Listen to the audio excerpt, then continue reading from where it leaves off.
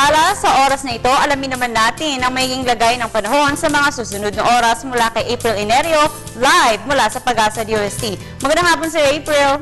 Magandang hapon din, Princess. Sa ating balita, may improvement naman na ng panahon dyan sa may Hilagang Luzon dahil nag-recede na at hindi na nakaka-apekto ang diffuse tail end of a cold front. Ganun pa maulap pa rin ang kondisyon ng kalangitan sa may Mindanao dahil pa rin yan sa epekto ng Intertropical Convergence Zone. Kaya sa lagay ng panahon ngayong Martes, ang buong Mindanao ay makaranas ng maulap na kalangitan. Asahan ang light to moderate rain sa habang dito sa Metro Manila at natitirang bahagi ng bansa ay makaranas naman ng bahagyang maulap hanggang sa maulap na kalangitan na may pulo-pulong pagulan o pagkidlat pagkulog lalo na dito sa may western section.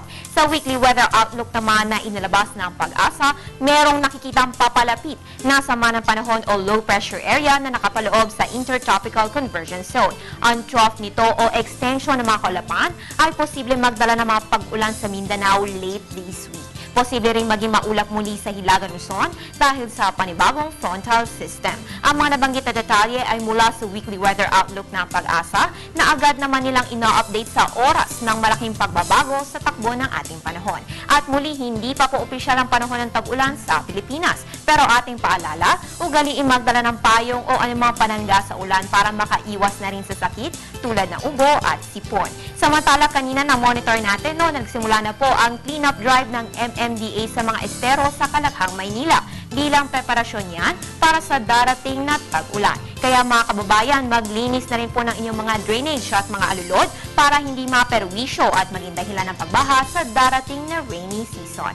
Ngayon, check naman natin ang Twitter ng Pag-asa at Panahon TV at kanina po nga alas 12:30, inalabas po ang thunderstorm advisory number 1. Ayon dito, nakaka-apekto ang thunderstorm sa may Santa Cruz, Candelaria, Masinloc, Palawig, Iba, Botolan, Cabangan, San Felipe, San Narciso, San Marcelino at San Antonio, Zambales. May mga pag-ulan din po dyan sa may Morong, Bataan, Porac, Florida Blanca ng Pampanga na maaaring magtagal po sa loob ng 1 hanggang 2 oras. Meanwhile, 1:10 p.m. po, nakaranas rin ng thunderstorms ang Santo Tomas, Tanawan, Talisay at Malvar, Batangas na maaaring magtagal sa loob ng 1 hanggang 2 oras at makakapekto po sa mga kalapit nitong lugar. Tuloy lang po ang ating pagmumonitor sa lagay ng panahon, kaya para lagi ka updated, follow us on Twitter, like us on Facebook at bisitahin ang aming website. At yan ang latest mula dito sa Pag-asa DOST.